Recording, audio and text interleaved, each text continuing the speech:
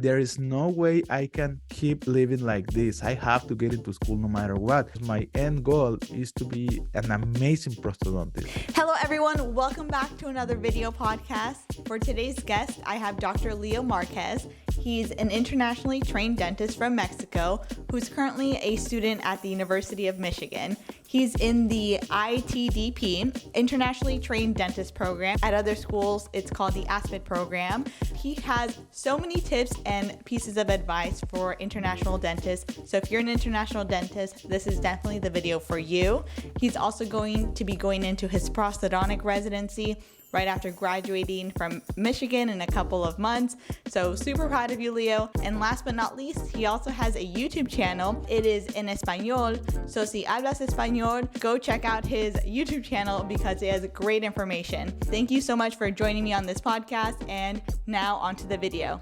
Yeah, first of all, thank you for having me. So my name is Leo. I am a dentist from Mexico. I started my, I would say, American dental career here by accident back in 2016, because I didn't know that you actually could become a dentist in the United States after getting your dental license in like your country, which in my case is Mexico.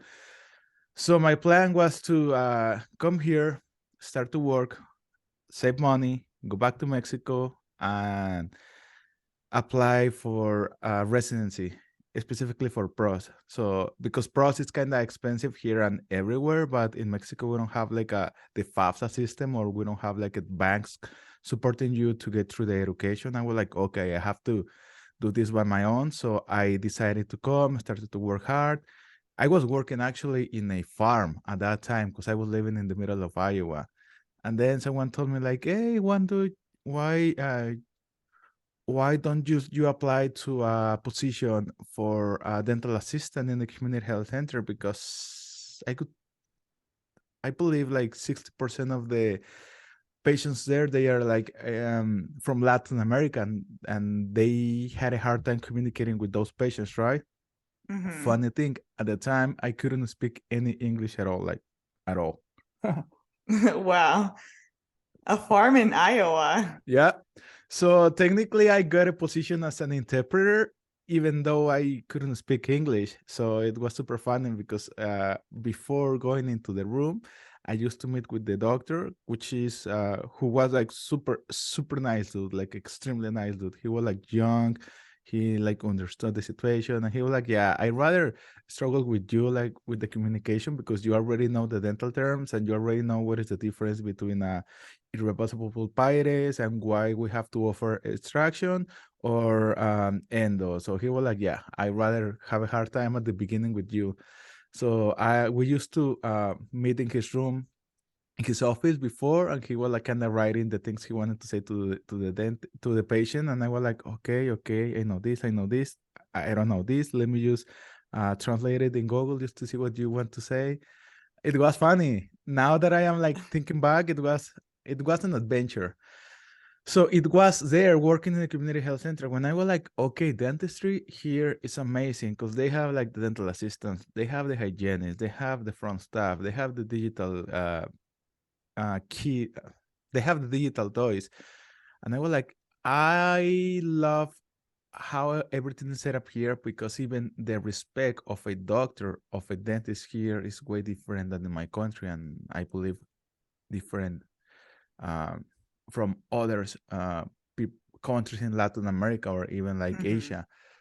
So he told me he had in his class a few internationals. He never talked with them, but he told me, yeah, I saw a guy from Spain, and he was about to get his license in my school. Actually, he's from Creighton. And I was like, oh, is that even possible? I started to do my research. It was probably back in like 2016, 17. There was not a lot of information. But I kind of realized it was possible. So I was like, okay, I'm game. I'll do it. And yeah, Okay. that's how my journey started. Wow, that's great. Congrats. So you went from working in a farm in Iowa, becoming a translator, then you became an assistant, and then you applied to dental school, and got Yeah. in, and that's when you left your position as a dental assistant. Yeah, but between working assistant, I was working also in a restaurant washing dishes, and then I left because I needed more money because dental assistant doesn't pay you that well. But the only reason why I was there is because I wanted to enhance my application, right? Mm-hmm. I also work in a factory, in a warehouse, in another factory. Yeah, so pretty much that's Yeah, you why I had to feel make it like work. yeah, that's why I feel like dental school is a joke. It's a walk in the park because I've been working like in different setups and even harder.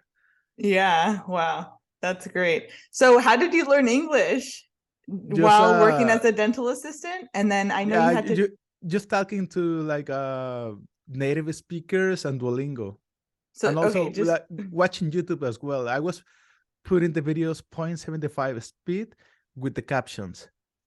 okay. So watching YouTube, Duolingo, and just talking to people, just Yeah, practice. that's it. Yeah, your English is really good now. I mean, So it's getting better now. I get the confidence. yeah, that's great. So you had Hmm. to take the TOEFL exam to Yeah, apply. So yeah. tell us about that. Well, I will tell you about the exams because nowadays it's the integrated board, right? Mm-hmm. In my time, I am sounding like if A long I time ago. a long time ago. No, so I had to do the first part and the second part. At this point, I am assuming like whoever is listening, this is going to be kind of familiar about like we have to do the boards in order to apply.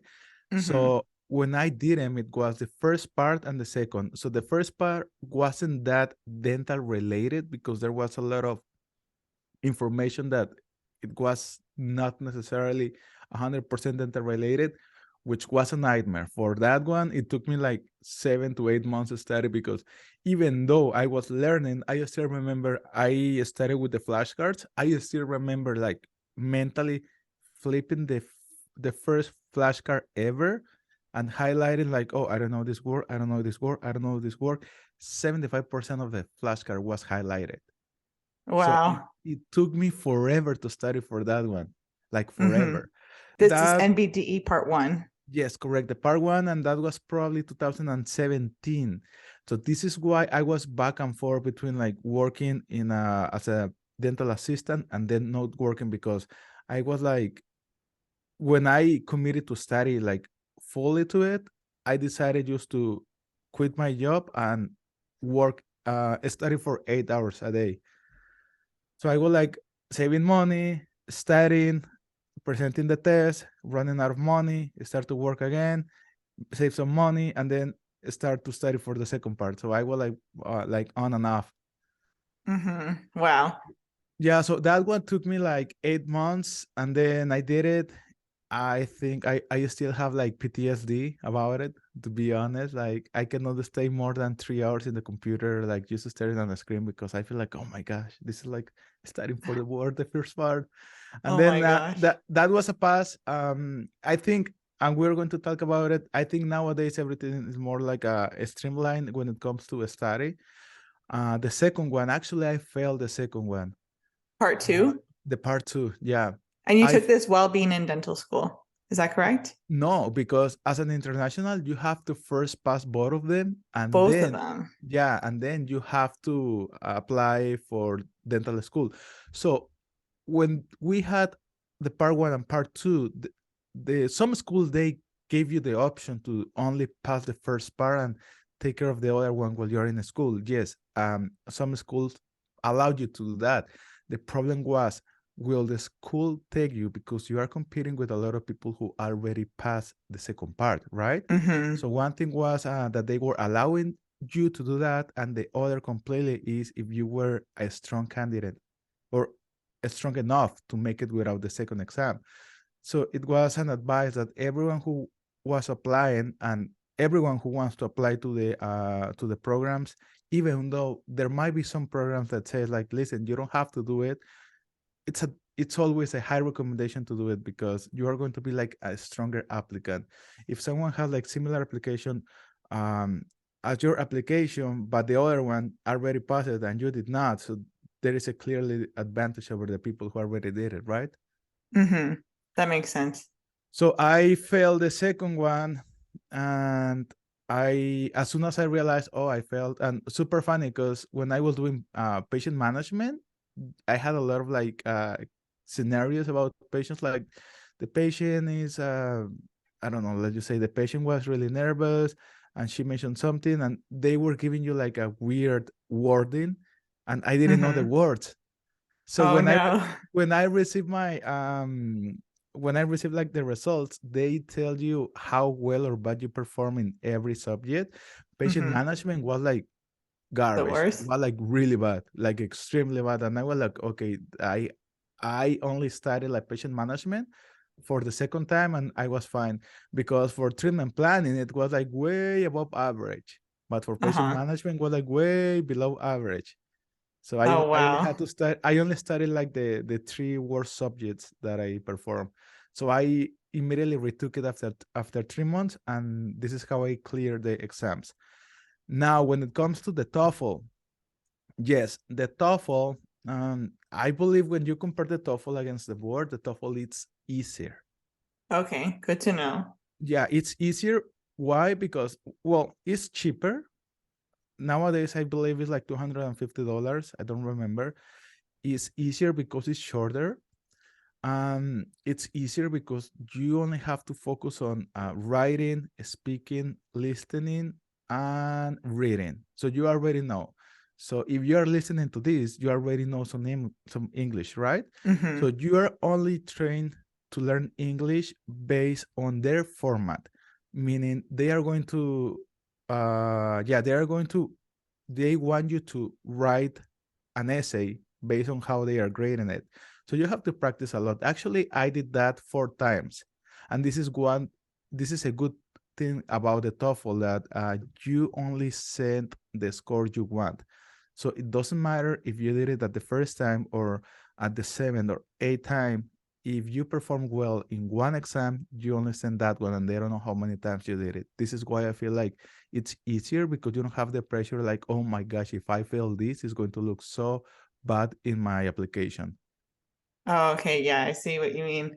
Wow, so you had to take NBDE part one, part two, the And the TOEFL, TOEFL, yeah, and then apply to a CAAPID.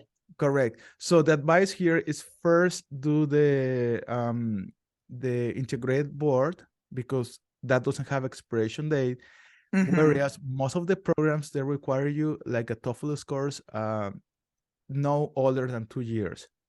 So Okay. you don't want to take the TOEFL and then focus on the board, and that's going to take you like a lot of months, and then focus on your application because your TOEFL might expire when you actually send the application. Yeah, I see what you mean.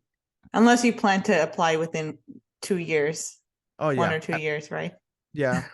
I mean, if you want to play safe, but also like in Latin America, you don't learn um dental school in English. Maybe in our countries that's the case, and you don't have to worry about it. But yeah, if you're from Latin America, like just try to be smart. Yeah. Okay. And then how was the IDEA CAPIT application? What were some requirements that you had to do? Did you need to have hours of shadowing? What were other requirements that were required by the schools? So for the idea application, even the pass application as an international, we have to understand that we have the minimum requirements, meaning every program is absolutely completely different to the other one because right now I am in Michigan, right? In Mm-hmm. Michigan, we have two dental schools. We have University of Michigan and we have Detroit Mercy.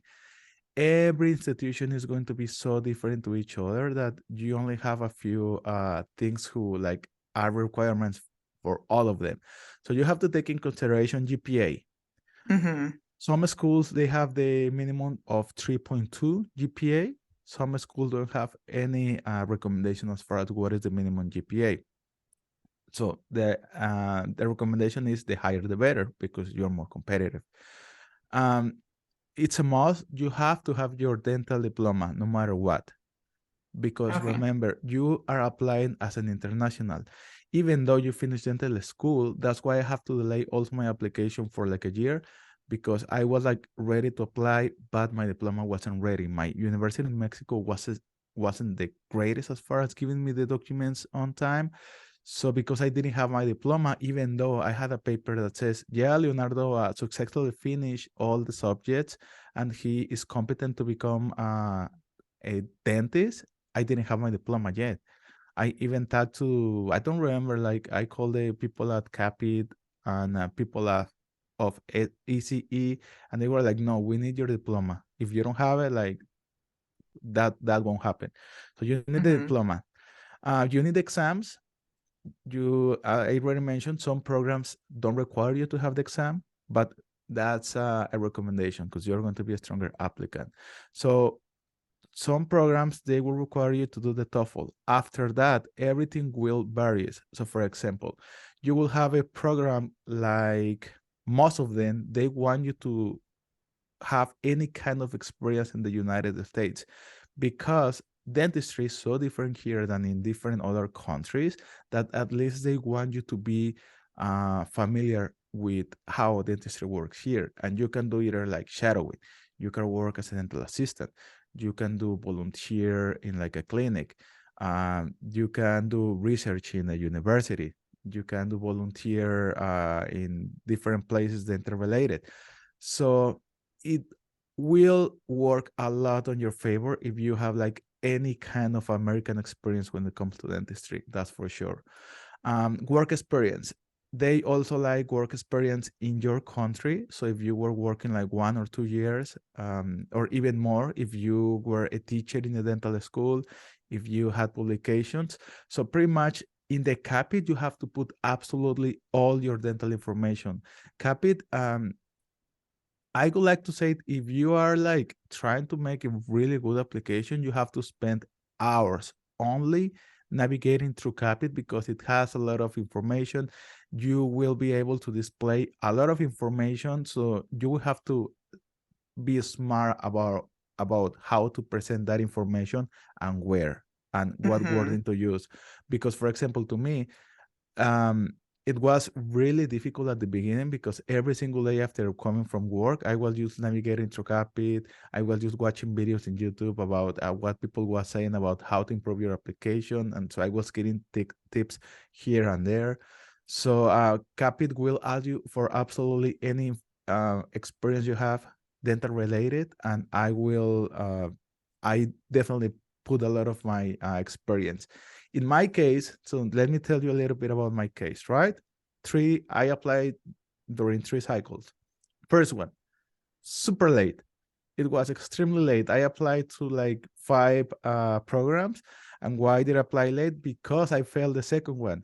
So my plan was the second exam. my plan was before doing the second part of the board, the first time my plan was like, I am going to pass and then I am going to apply early.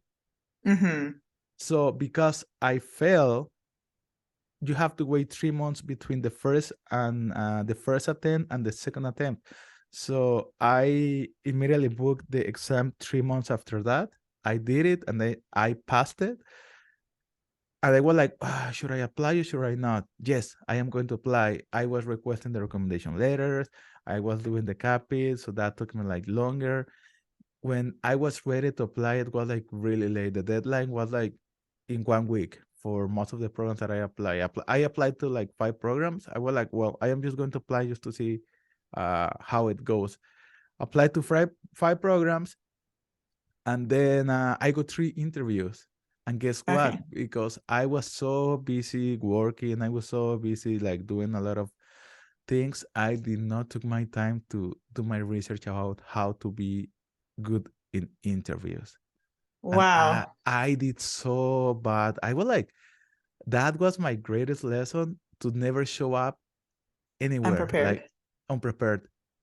Because when I, for example, I went to one school in Texas, and they have the MMI, the multiple mini interview. I was reading about what was a multiple mini interview while I was waiting for my plane to depart. Like I was in the airplane reading on my phone about an MMI. And clearly that didn't work for me. Of course, I didn't practice for the bench test. This is something important to mention. Remember, knowledge is power. Every program is different. You have to figure it out. Some schools, they require you to do a bench test. Some ones are super heavy, super intense, like Buffalo. I did that one. I failed it. I did not pass it. So for Buffalo, you have to do 1 day of bench test. They will see what you did and they will grant or deny an interview to you based on how you perform uh, on the typodont. So Okay, wow. most of the times it's going to be a class 2 amalgam because it's more demanding, and it's going to be like any kind of full gold crown or like a PFM crown or a combination of the two of them. So some programs they have the bench test more light, only one tooth. Some programs they have a wax up, so you have to do your research about what is the interviewing process, because some other schools it's only a Zoom call. So somebody Mm-hmm. told me yesterday that she found out like this week that she got accepted. That I don't know. It's like sometimes the way to get into a program is like so difficult that it's not even worth it to get stressed. You have to take that in consideration. I know people, they don't want to prepare for the bench test and they only apply to programs who doesn't require a bench test in order to get in. So that's another strategy. But if you really want to get to your program to a certain school like really bad, like Michigan, they require a bench test. Well, you have to study for it. The bench test is like you can just buy a typodon, you can just buy like a air compressor, putting the mountain in the table, and you can just practice. So you That's practice at what. home? Oh yeah, I practice at home in my garage. Oh wow. I didn't know. I know you can buy a Typodon. I didn't realize you could buy an air You compressor. How can much did buy that you cost? can buy everything in eBay. On Everything. eBay? Yeah, on How eBay. how much was the air compressor? I bought it in like Like Amazon over a for like thousand or no, less no, than a no, not thousand? even Oh, like okay. 150. Oh, that's good. Yeah, That but it sounds was a good for practice all the it was a time. baby one. Okay. Yeah, the advantage is I was living in Iowa and there is like plenty of space between houses. But if you are in an apartment, you have to invest more money because that was super loud. So you have to Okay. buy like a pricier one, more quiet, I would say, because that was the cheapest. Yeah. Wow. Yeah. When I interviewed for dental schools, we didn't have a Mhm. bench test requirement, so that's Yeah. new for me. Do they provide you with the typodons and the instruments? Yeah. So remember, we are dentists already, so we are supposed to be Mm-hmm. competent, right? I believe this is why they are trying to do it, and also they have like a different standardized way to see who is good and who is not. So they provide everything, and this is something important to mention. Every school is completely different to all other schools. Do your research. For some, they use the Nissin Typodon. For some, they use the Columbia Typodon, and for some, they use the Academ Typodon. So Mm-hmm. every tooth has a different consistency or the Yeah. feeling. So everything's going to be different. It depends of how bad you want a program, because I only bought like one kind of typodon. I did not focus a lot of what was the typodon. And I even bought the loops because when I did my 3 interviews, when I did not get anything, I realized I was lacking. Like I saw another applicants wearing like loops and Mm-hmm. they got in, and I was like, okay, clearly the people with the loops, they all got in and I did not. So I am going to invest in loops. So I just reached out to a rep and I told him, listen, I'm a dentist, but I don't have a license. I'm about to become a student. And the rep gave me like the student discount. So Okay, that's nice. Yeah. I was like super ready for the bench test. And that COVID happened. I didn't have to do any bench test. Oh my goodness. Yeah. Yeah. So Wow. I spent like, including the loops and everything, I spent like 2,500 plus a lot of hours of practicing, and I was like ready to kill any bench test. And then they cancel everything and everything transition to Zoom. Oh my goodness. So I you mean, didn't even that's go in fine. person. No. It So was on Zoom interview. Wow. let's go back up a little bit. First time applying, so that was probably 2019 or 19, because it was the year before COVID. So I applied to 3 programs. I was not prepared at all. I went to Buffalo. I did not pass the bench test. I went to San Antonio. I wasn't prepared for the MMI. I went to Rutgers, and they put me on wait list. And there is, I mean, there is a lot of like word on the streets about what some programs prefer and what they don't like about an applicant. Allegedly, in Rutgers, if you fail the test once, like there is no chance you are going to get an interview. I got one, and even they put me like in like the wait list. And now that I am like looking it back, I don't want to say anything wrong about people from Rutgers, but I didn't like the city. I didn't like the vibes of that specific area.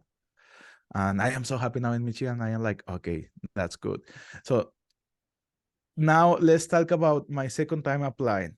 First time I applied to 5 programs. I got 3 interviews. I was not prepared. Second time, the next year, I was ready for the bench test. I was ready for the interviews. I did plenty of mock interviews. I knew every possible question they could ask me. So I was like super ready. I applied, I don't remember. I applied something like 14 or 13 programs, something like that. At the end, I don't remember. I got like 11 or 12 interviews, which is like 90% of success when it comes to interviews. Yeah, that's So a lot. the first one I got was Chicago. Chicago was always in like I was ranking Chicago like super high because I know the city, I like the city. So I immediately hear back from Chicago. I think I was one of the first batch of interviews in like nationwide compared to other programs. And I got the acceptance like super early. So Chicago told me, Leo, we want you. So you have a seat in Chicago. You have to pay the $5,000 deposit in order to secure your seat. I pay it. And then I was before receiving before getting any other interviews. exactly. So that was the Okay. tricky part. That was the tricky part because I was like, okay, so do I want to secure this or not? Yes, I want to Yeah, you secure need to this. secure it. Yeah, because this is so important. Like one of the questions you asked me or we plan to discuss was like how many programs should an applicant apply, and it depends how desperate or how bad you want it and what is the risk you are willing to take. So the first year I only applied to 5 because I could only apply to 5. The second time I applied to 14 because I really wanted to get into school that bad. I was working as a dental assistant. I hate to work as a dental assistant. I hate it with a passion.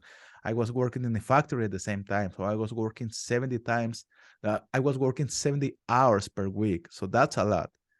I was like, there is no way I can keep living like this. I have to get into school no matter what. So I was playing the numbers game. So so you are going to hear me a lot saying play the numbers game, like how strong you feel about it, how much do you know about the process, how likely you think you are to get in the second one, because I was like afraid that I could get like interviews but not getting in. I was like, okay, so maybe I am just learning by mistakes. I am just going to apply to many programs so that I can have many interviews, and I only need one of those interviews to be good in order for me to stop being an assistant and stop to work in the factory. That's why I applied to many programs. Long story short, Chicago called me, interview super quick. You have to do your research for the program. Like if you don't know the program and if you don't want to go there, you're going to get in trouble because they might ask you like, hey, why do you want to come here? If you are like, I just want to get my license, that's a no. So you have to know the city, you have to know the program. I reached out to people in the program, they gave me some information. I read absolutely everything they have in the webpage. I read everything they have on their Instagram account. So I did my homework. That's why it went so well. So when I had my acceptance in Chicago, I am starting to get the interviews. So let's say I already had Chicago here, and another university was like, hey, we want to interview you. And I was like, will I put University X over Chicago? No, I was rejecting that interview. So I was waiting for 3 specific schools. So because I already had Chicago, and I was just waiting for 3 specific schools, and one of them was Michigan. So the reason I applied in Michigan is not because I thought I was like good enough or competent. I only applied to Michigan because, I mean, that was my dream school. I am not going to Mm-hmm. lie to you. But when I failed the board, I was like, okay, there is no way they're going to take me because they are so picky. Everyone wants Michigan. It has the name number one, and it's one of the cheapest for internationals. It's one of the cheapest. Oh, okay. That's good to know. Yeah. So I was like, they are so picky, and probably I don't know. I just applied because it was $70 the application fee plus plus the CAAPID. It's one of the cheapest too. And when I received my interview, I was like, "That's my interview," but I still was like Yeah. hesitant about if I was about to get it or not. So now, when I did the interview, of course, I was like super prepared. I was ready for it, and that was a hard interview. Now that my classmates and I, we spoke about the interview, and felt that we all felt that we did not perform well in the interview, but we did. Mm-hmm. So when I hear about Michigan, I said, "I'm sorry, Chicago. I am moving." So I lost the $5,000, and then I stayed in Michigan, and Michigan was my top one. So when I hear from the other two schools that I was like waiting to hear from, I say like, "No, I'm sorry. I am not interviewing I'm in your going to place." Michigan. Exactly. So yeah, so this is how I got into the advanced program, and people will ask, well, what you have that made you get into Michigan? I have like 5,000 hours of dental assistant experience. I failed one of the boards, but I think I compensated that really well because at that time I already started with the podcast, and at that time I already started teaching like or make educational videos about dentistry for the Spanish speaker community. And also something really important when you are trying to get into the school, you have to have a great personality because Mm-hmm. that's what helped me a lot. And we are going to talk a little bit about it when I tell you about my residency application. But yeah, so this is how I got into Michigan. Great. Congrats. How Thank long you. before your interview Mhm. until they gave you the acceptance? How long did you have to wait? Um, it was like 2 weeks Okay, because good. because Good that that it was wasn't months. no, that was a unique year because it was COVID, and we also had to do like an MMI. The questions were really hard. Some of them they were not like dental related, and I was we were still able to perform well. So now I want to talk something about like what a school is looking as far as an applicant, and at this moment I don't know. I see my class and we are so diverse to each other, Mm-hmm. like we are so different. Some people will say like, oh, X school and X school they're like new people. Oh, X school and X school they're like people with lots of years of experience. So in Michigan we are like all over the place. We have different ages. We all have our own strengths, and it's I don't know. To be honest, I don't know. Sometimes I try to put myself as a committee Interview acceptance committee? as the Mm-hmm. interview committee, and I was like, I don't know. Probably it was just based on luck, or I don't know what they were The feeling. Because numbers game. yeah, exactly the numbers game. Because I was like, my class is so diverse, and then I also start to talk to like more internationals, and there is no like a straight answer. So the my advice would be like just try to be like put everything super well presented in the pass or CAAPID application and just do like a great interview. That's great advice. Are you on a student visa? No, so in regards to the visa, I got lucky because when I first came to the US, I already had like the green card, so that's why I was like easily going back and forth between jobs and etc. Definitely, I would say this is something that you have to take in consideration because if you don't have like the green card, if you don't have the citizenship, that's Mm-hmm. going to require more effort and more money. Effort in regards that there are some programs they require you to be a resident or a citizen. How are you going to know which program?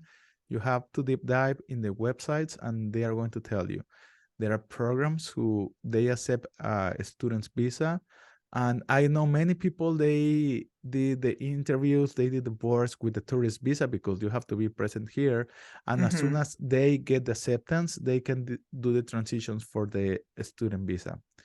Of course, that is going to take a lot of money, and also for the finances, you have to find a co-signer, or you have to have the money to pay for dental school, which is not um cheap. So that's Hmm. that disadvantage that I know about the people without the green card or without the citizenship.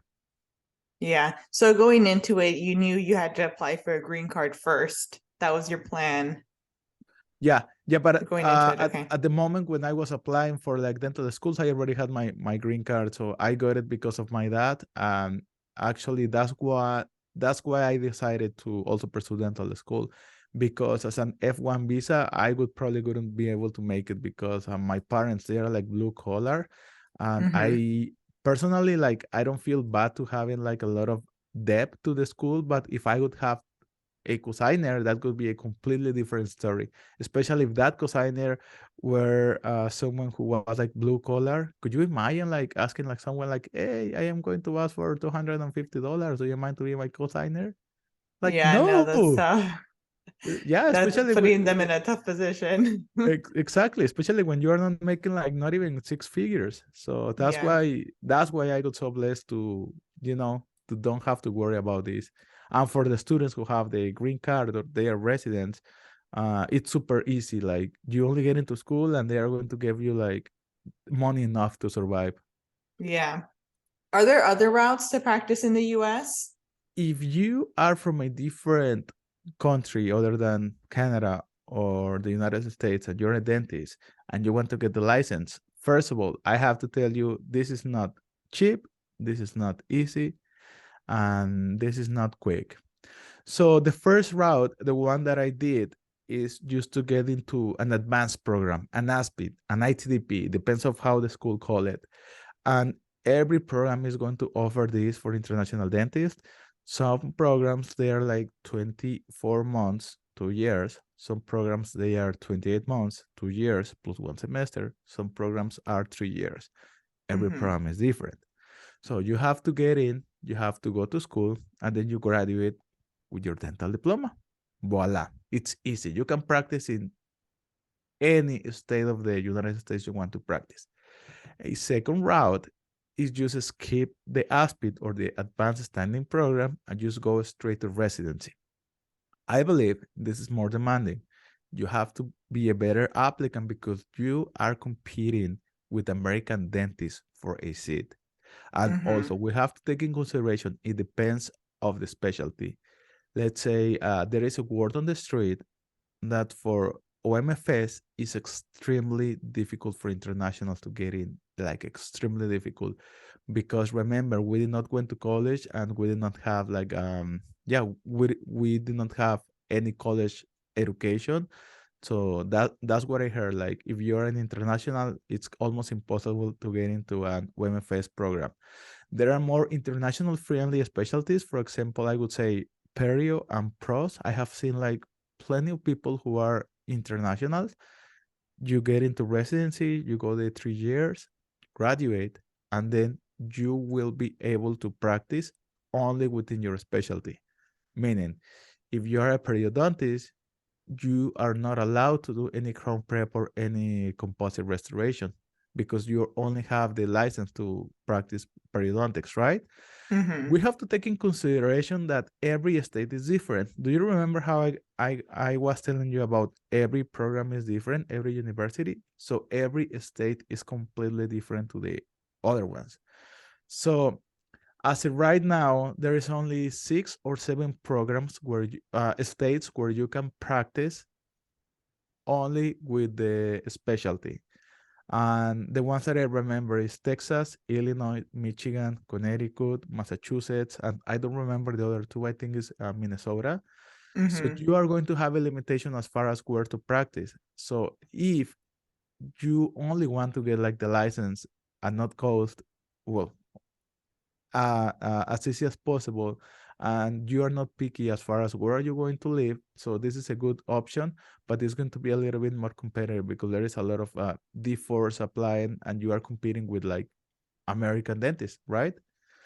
So there is another way I did a research like probably 5, 6 years in Minnesota. I still don't remember if, or I don't know if this is still a thing in Minnesota, but in Minnesota, if you pass the boards, you are allowed to do like a hands-on exam in a Mm-hmm. mannequin or in a patient, and then you have to present your cases to like the dental board.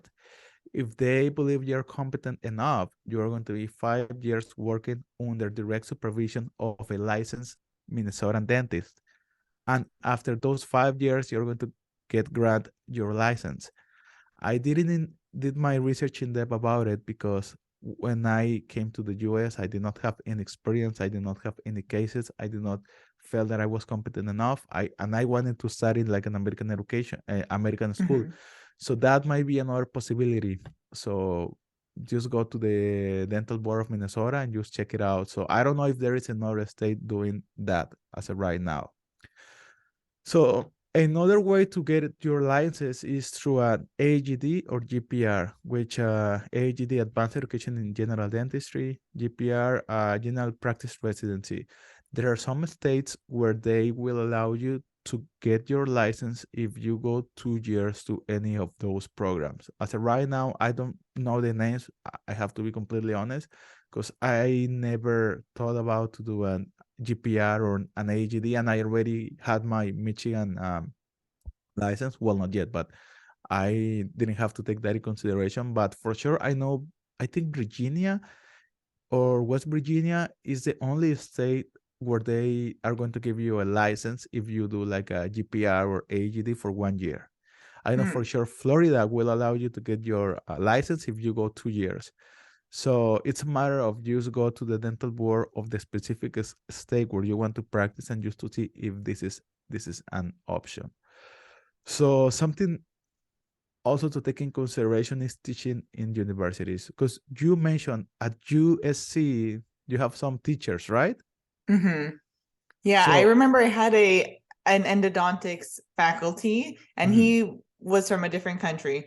Uh, and then he did, I think, 5 years teaching at USC. mhm, And then we heard, oh, he's going to move to Texas because he's going to open up his own practice or something like that. And then I asked okay. him more about it, and he said, oh, yeah, I had to teach for a certain amount of time so I can practice endodontics, something like Oh, that. okay. And So I was wondering if that was a different route, I if he have knew heard about the it. same. I have heard the same, and I don't know exactly if that's related to the dental school or the state in general, because I believe there has to be like a perfect match. Because I don't know Texas for sure is one of the easiest one to get a license without like going to Mm, dental school in the US. Maybe just Texas was allowing that, and maybe USC was a program that was granted like a paper saying like he's competent to do it. Because I know for sure in Detroit Mercy you can skip the advanced standing if you teach something. So if you are like a mm, prosthodontist, periodontist, endodontist, I believe you have to teach like 3 4 years, and they will grant you the document saying like, hey, this person is competent. Detroit Mercy will grant the the I don't know, the paper that says he's competent and he can get license. So that might be based on the school, because I for sure know Michigan doesn't do that. Like University of yeah. Michigan doesn't do it, because I know, because um, I know some faculties, they are applying to residency because they want to get American license. Yes, they are teaching in the floor, they are teaching in the clinics, but still they are applying to programs because they want to get licensed, right? So I Mm-hmm. believe that's possible. I don't know that, because that specific information is like super, super, super difficult to find, but it's not impossible. It's just a matter just to like navigate a lot into websites and read a lot, a lot, a lot. But of course, that's another way to do it. Okay, yeah. So you told me in the beginning your goal was to do pros in the US. So you knew Mhm. you wanted to apply to pros. Did you attempt to apply to pros in the beginning, or no, you wanted to? Honestly, I did not apply for two main reasons. The first one, do you remember when I mentioned that you have to be like a super strong applicant in order Mm-hmm. for do this? So for me, I did not have a lot of pros experience, and I was lacking of pros experience because in my university in Mexico, they did not have the specialty like within the school. Mm-hmm. So I didn't have like time. or the opportunity to explore more per se the specialty. And also when I was here, I did not have any like pros experience besides working with a general dentist, because I was working in a community health center and I was working in a private practice. But the amount of the kind of cases that were not like that big. Mm-hmm. So I think I was really self-conscious about myself, and I was noticing that my application was lacking for a residency. Yeah. Also, when I was in Mexico, I felt that I did not have the best dental education for two reasons. One, it was my fault because I was young. I was 18. It was my first time living alone in like a huge city. So I did not focus well the first 2 years of dental school. So I was lacking a lot of information. And then my school wasn't the greatest, I would say. So I have a lot of gaps in my education that I want to fill. So Mm-hmm. that's why I decided to do the advanced standing first, because my end goal is to be an amazing prosthodontist. I want to be like a good reference, like worldwide. So in Mm-hmm. order for me to do that, I have to get back to the basics, right? And now I am going to tell you about my application for the residency. You have to have like a line or a story when you're applying to school, because everyone has their own story. And if you want to move to the US to pursue dentistry, that's um, incredible already, and you already have like an interesting story. But when I was applying for the residency, I got super picky, and we can see like the different trends. I went from like apply to any program that was open to apply to many programs because I did not want to miss the opportunity to get into school. And in residency, I only applied to three programs because I was dead sure about who I was as an applicant.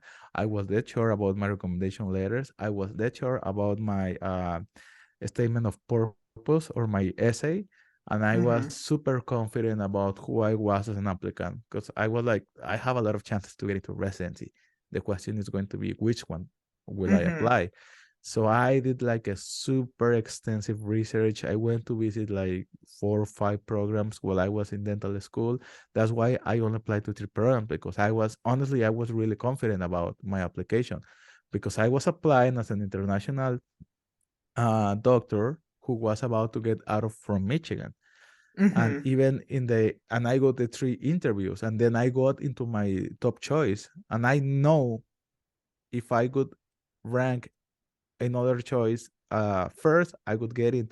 And I am super confident, not 100% sure, that if I could rank the other program high, I would be able to get in, because I don't know, it's the personality. Because immediately after you talk to me for 5 minutes, I mean, we're talking right now about about the getting into the process in the US, but I am like super passionate about prosthodontics. Like I am just dreaming, daydreaming. I am everything in my life is about prosthodontics. And I feel like immediately when you talk to me, like, oh yeah, this guy really loves dentistry.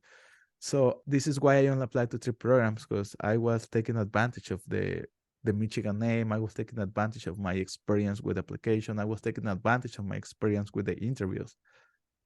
Yeah, that's smart. Congratulations. So where are you gonna go do your prosthodontics residency? Chicago, UIC. I'm coming Chicago. back. I'm coming Which is back. funny because that's where you thought you were gonna go. Went to Exactly. Michigan, back And to Chicago. they don't know about it. Thank God, because if probably if they could know it, Yeah. they would be like, oh, this kid already rejected Chicago once. Yeah, that's really funny. Well, congratulations. So now process 3 years. Process 3 years. So Okay. I'll do 3 years. I will try to be really competent at digital dentistry. It's one of my biggest interests. Do a lot of surgery, and then let's see where we go from here.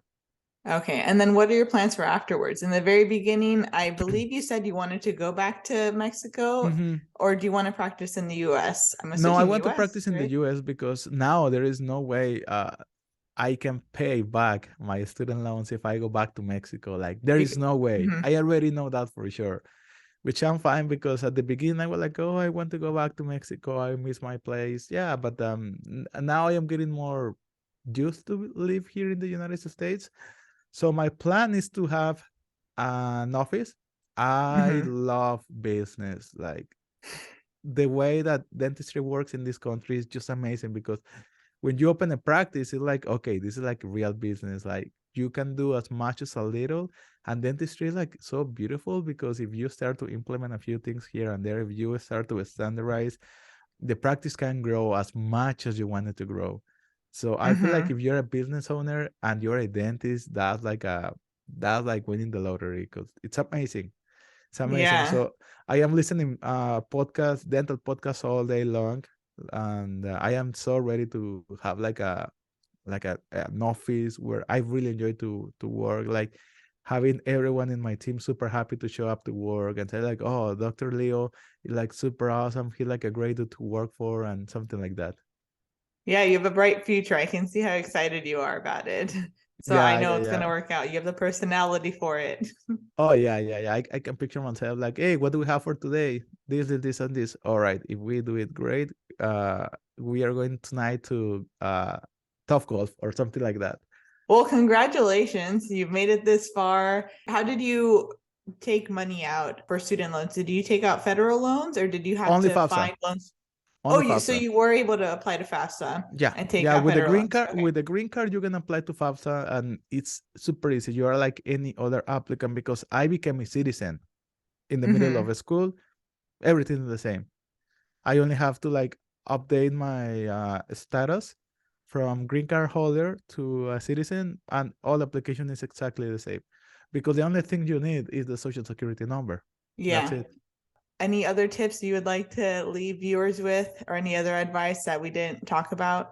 Yeah, I mean, I am just going to bring back the numbers game. So everyone is different. I know people who they only apply to the program, to one program, because they had kids, they have the significant other having a physical work in that city.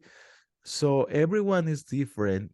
You might only apply to one program, or you might apply to 16 programs. It's up to you, but you have to understand the numbers game. So that's it. And something important to mention as well is, and this apply more for like the international one, is every single year, I don't remember exactly, but I think I did the math when I was applying for the advanced standing or the ASPID. In total, there is like 500 seats combining all the universities. So that means if you did not make it this year, they took the 500 strongest applicants. Mm-hmm. And next year, you are going to compete against a different pool of applicants, and then you're going to be stronger because you already learned by your mistakes, I hope. Mm-hmm. So it's just, if you really want to do this, it's going to happen. Like there is no way it won't happen, because you are getting interviews. The first year, like, oh, I did not get in any interviews. Okay, something is wrong with your application, or you have to do something else. So in order for them to give you an interview. So next year you get an interview, but you did not get in. Okay, we are moving into the right direction. Now you got interviews. So what was wrong in your interview process? Oh, I did not did this. I was so nervous. Okay, let's work on it.